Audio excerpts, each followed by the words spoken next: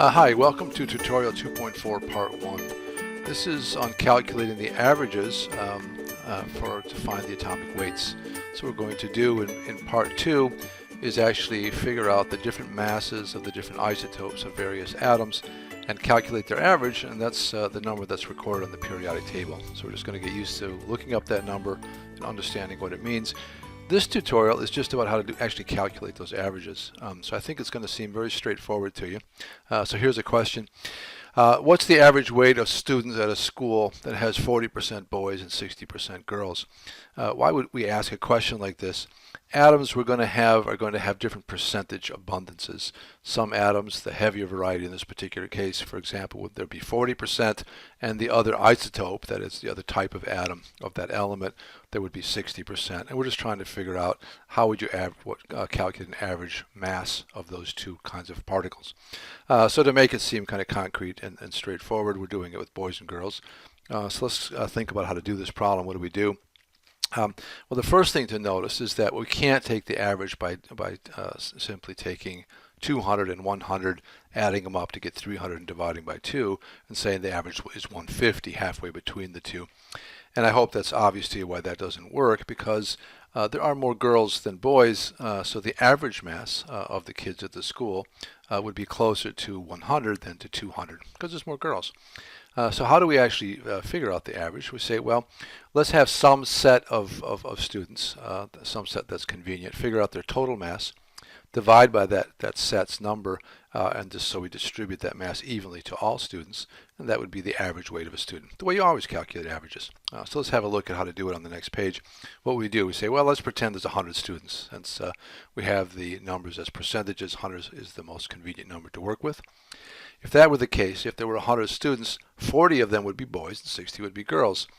Those 40 boys would weigh 40 times 200 pounds apiece, which is 8,000 pounds. That would be the weight of those 40 boys. The 60 girls, weighing at 100 pounds each, come out to 6,000 pounds. You add them up and you get 140,000, and 14,000, sorry, divide by 100, and you have 140 pounds. And that means that if every student had the same mass, the same weight, every student at that school would weigh 140, regardless of how large a sample. If the school happens to have 100 or 500, or whatever number, it doesn't really matter. All right, that's all there's to it, and that's all there is to this tutorial. Now let's just look at one more example so you see kind of the language that we're trying to get used to. It says here there are two kinds of pairs. Pair dash 160. What a weird name how to name a pair. Why is that? Well, that's because that sounds or should look to you the way that we're talking about nuclides, different isotopes of a given element.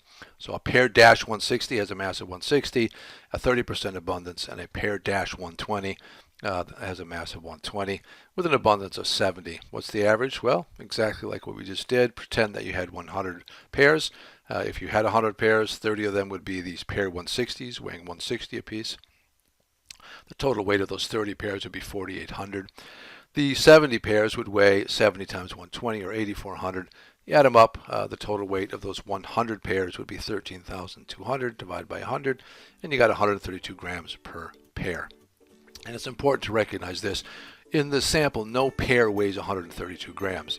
Just like in the previous example, no student weighed, I forgot the number, 140, whatever it was. This is an average, so there are no pairs that weigh this amount. It's just an average of all the different types of pairs. And that's going to be the same for the atoms that we look up on the periodic table. The weight given on the periodic table, there's no atom that actually has that mass because they're averages. Okay, that's all there is. I think if you do this and then practice the quiz, it should be a nice, easy, high grade for you to start things off this term. So let's see how that turns out. Practice on the quiz, and we'll talk about this in class if we need to. Great, thanks. I'll see you later.